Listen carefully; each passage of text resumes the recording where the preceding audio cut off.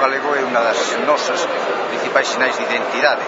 Todos os galegos nos identificamos co himno, disfrutamos co himno e exportamos o himno como algo que os galegos levamos tamén fora de Galicia. Pero a verdade é que merece a pena vir a estes actos que eu creo que unen a todos os galegos, porque, como decía o presidente, son actos que evidentemente non teñen ideoloxía, son actos que reafirman a nosa condición de galegos, ¿no? Hai uns sinais de identidade, hai cousas nas que nos recoñecemos.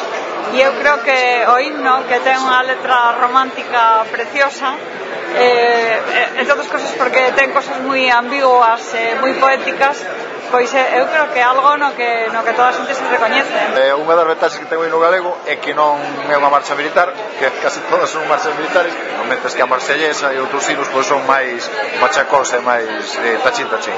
Eu concordo co que acaba de decir o presidente Touriño, creo que representa a unidade de todos os galegos e representa a Galicia como país, como nación, como digo o propio himno, nos identifica como un pobo diferente, ni mellor ni peor que outros.